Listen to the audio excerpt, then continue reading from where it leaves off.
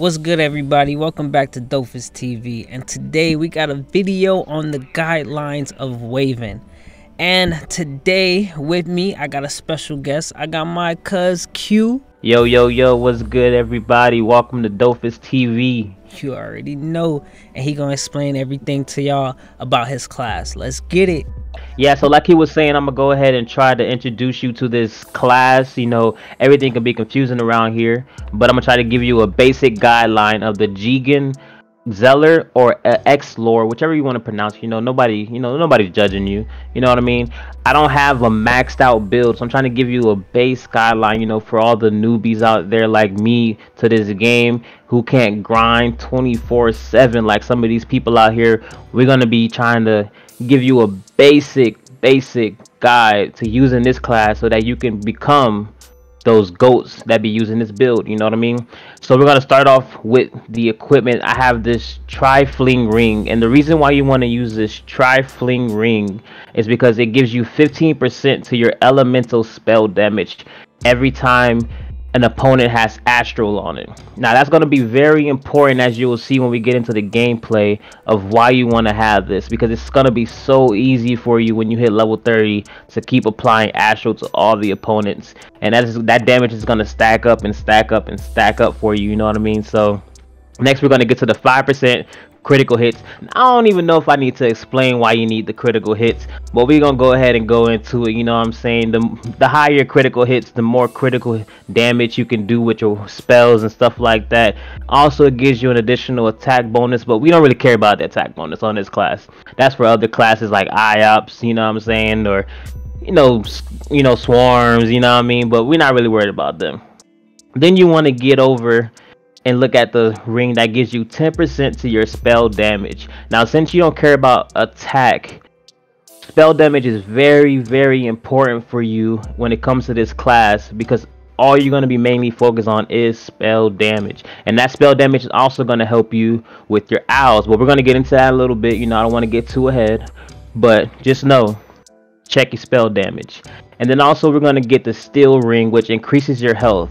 Now see, you're going to mainly be in the thick of the fight. You're going to be in the middle of the fight. You're going to be the tank, and you want to draw all the enemies as close to you as possible. So you're going to need as much HP as possible to sustain some of those hits, because some of these characters out here be hitting hard, and you're going to find that out as you get higher and higher into the levels. HP is important. Don't let them tell you otherwise. Then for the armband, you're going to use the ventilated armband, since we are going to be running the air type on this Xelor class. You could also go to a fire type as well if you would like. That applies oiled. That's more for AoE round based damage. The air type, it does damage to opponents two cells away from you in either direction, and then the fire type just does an AoE in a square type AoE around your character. So I prefer the air because it does a little bit more damage than the fire, but to your preference. You can do the fire if you choose, you can do the air if you choose, you can do water if you want. It's your build. We're just giving you a basic guide on how to be possibly good at the game. So now we're going to get into the companions. The companions don't really matter, man. You put whatever you want on there. I'm just running whatever companions, honestly, that I have at good, decent levels that can survive a couple of hits, because that's all they are. They're pretty much just meat shields. Now, the next thing we're going to get into is spells. So with the spells, you want to go first for your spells that apply elemental states. Now, this is going to be important when we see the gameplay of why you want to apply elemental states, because that gives you your owls, and you want to try to build up as many owls as you possibly can before you start jumping into the enemies. So you want to get one from each category, one from fire, one from air, one from earth, one from water, and it's just because they're low cost, 3 AP each. You know what I mean? So you can get one owl, you get a total of 6 AP in the beginning of the fight. So you can cast at least 2 of these if you get lucky. Sometimes you get unlucky and you get the 5 AP one. You know what I mean? But so you only can cast one of them. But sometimes you might get lucky and get 2 of them. So you might be able to get 2 owls on turn 1. But it's just what it is. But most of the time you just want to focus on trying to get as many owls as you possibly can, so that way you can go in for your big burst damage.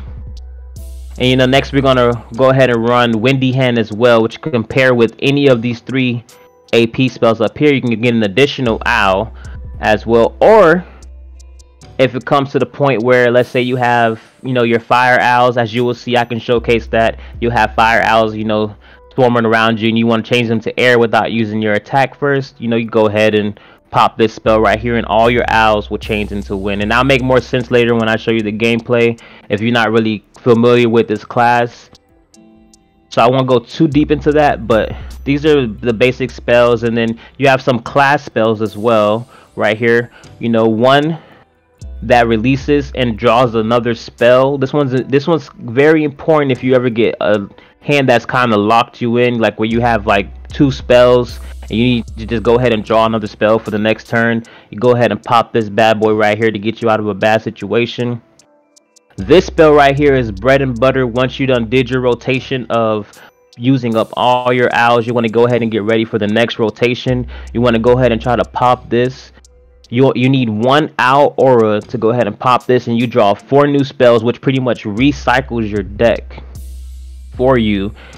And if you don't know, I will a little explain this about the spells. So the way the spells work is like a deck of cards. You have a deck of cards and you draw a certain amount of cards and begin to turn, depending on what kind of rings you have or what kind of situation you got going. You draw out a certain amount of cards, and then you have a remainder deck that's randomized. And so every time you use a spell, that spell goes back into the deck, and it's same thing with everything. As soon as you use a spell, it goes right back into the deck, and your deck is just one set. So if you have a total of 9 spells, that means you have a total of a 9-card deck, and that's the only spells that you can use out of that 9-card deck.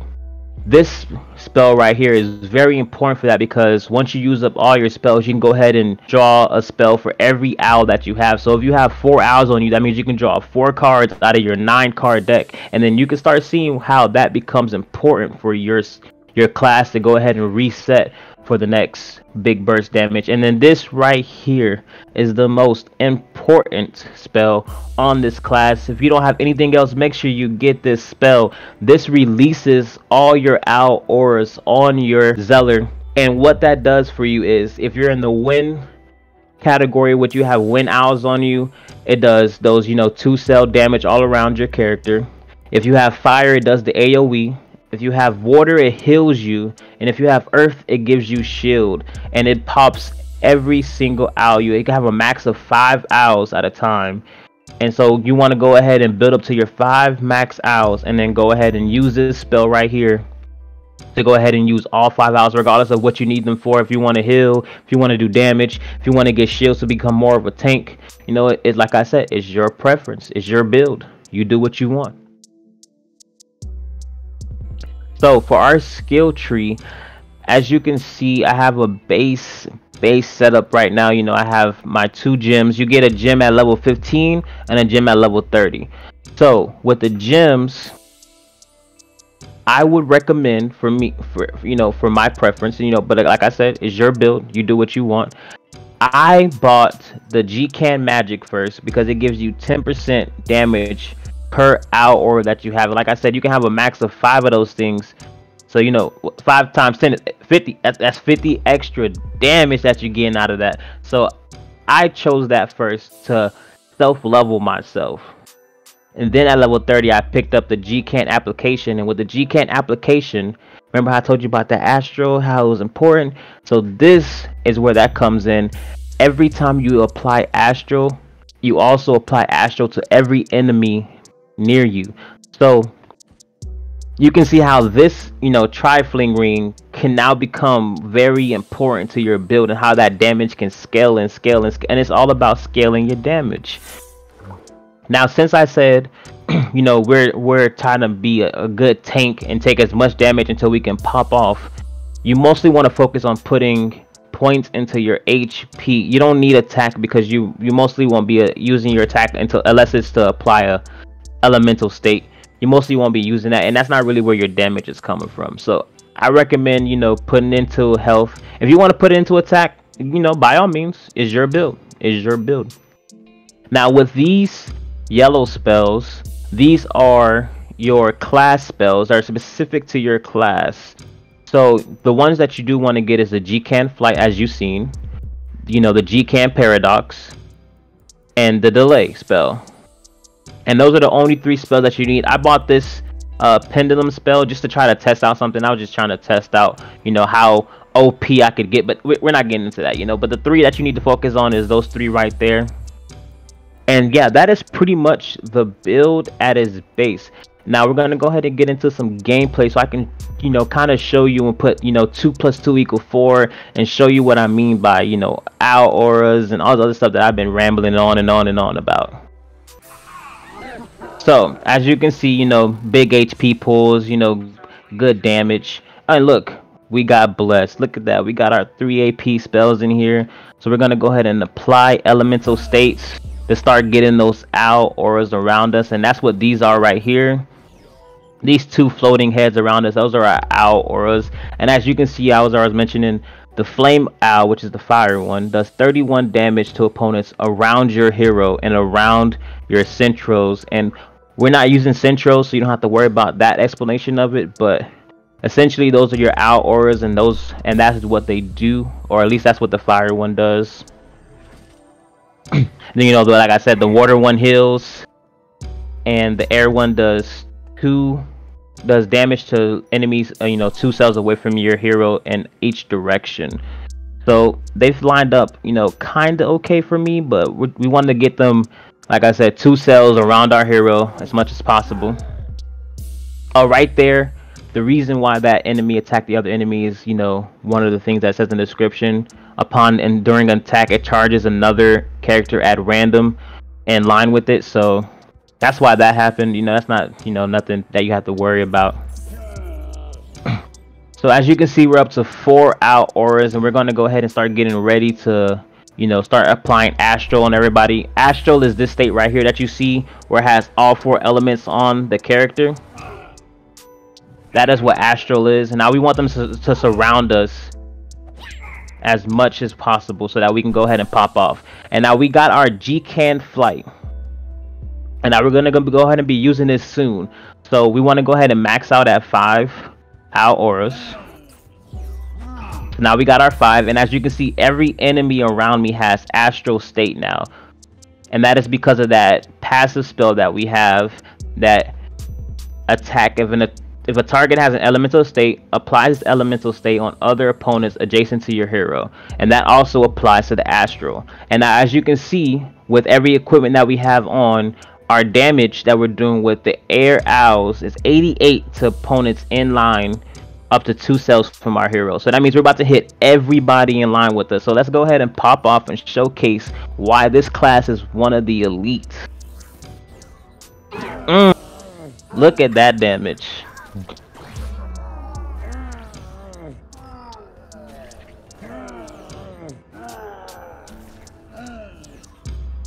And as you can see, we pretty much just one turn